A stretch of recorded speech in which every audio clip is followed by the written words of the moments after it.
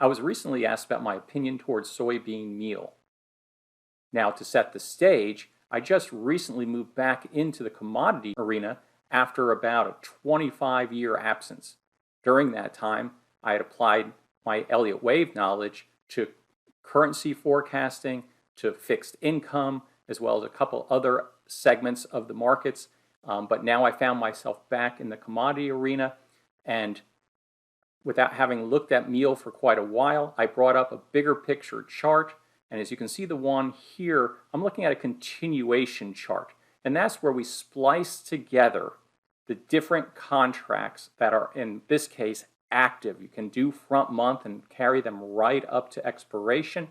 But in this case, I have it rolling at when the activity moves from one contract to the other. I figure the traders are moving their activity from one contract to the other, so I should look at a chart that captures the active contracts, and that's what this shows. You'll also notice it says non-adjusted.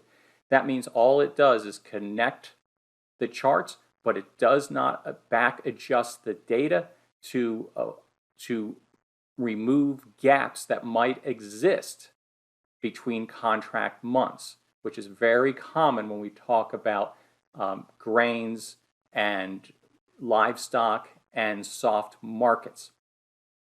So in this case, looking at this contract, market at the time was trading about 450.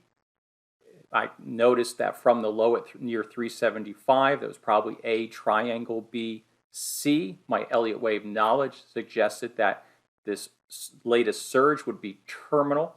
And looking at this type of chart, it suggests that the move should end beneath 494 and change, the high in the center of the screen.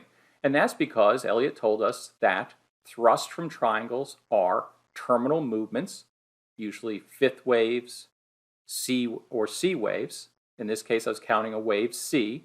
And since the rise from 375 was counted as A, B, C, it should prove corrective. It would probably remain beneath 494. So I had a ceiling above the market. So very quickly, just glancing at this chart, I could provide an educated forecast of what to expect in meal. Now, as you can see, the market ran up just a little bit more past the 61.8% retracement in the 450 area, and so far has peaked near the 78.6% retracement, but most importantly, below 494 and change. But my analysis didn't stop there. When you're dealing with markets, you need to know more than just what the price action is. You need to know if we're doing commodities, which contract is active. When does it change? What are the hours? They're not all open 24 hours. So when do they change? What is the minimum price movement? What's the dollar value of that price movement?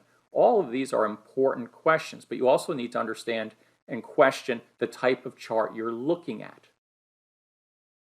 In this case, the continuation non-adjusted. But I took my work a little bit further, and I looked at this chart, also a continuation chart, but notice it says back adjusted. That's where we do adjust when the contract rolls from one to the next. We find the difference between the two contracts and adjust all the back data for that difference, and that removes any gaps.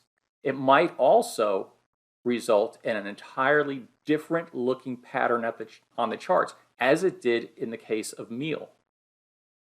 Now, I noticed right away, first, that meal was headed to a new high, but second, my Elliott wave knowledge told me that it looks like the new high was the result of a thrust from a triangle. Again, a terminal movement. In this case, probably a fifth wave instead of the wave C we saw on the non-adjusted version of the chart.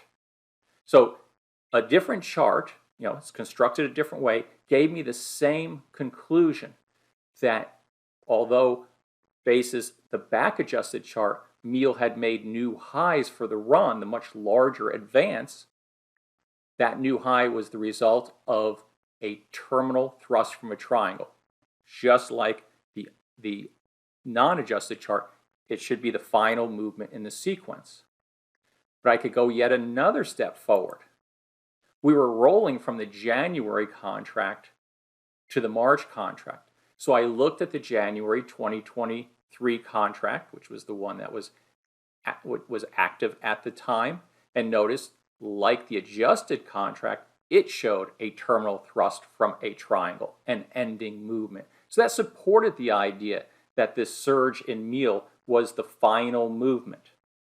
Finally, I took a look at the new active contract, March 2023. And it looks very similar to January, showing a triangle and a terminal thrust to the new high. Note the high on this chart, 469 and change. We'll go back to the original chart. You might remember that we put a ceiling at 494 and change. So the market never exceeded what we saw on the non-adjusted chart. So my analysis had to include, because of the nuances when dealing with commodities, there's new crop years that you have to contend with. So there's a lot of differences, and there can be wild price differences between contracts.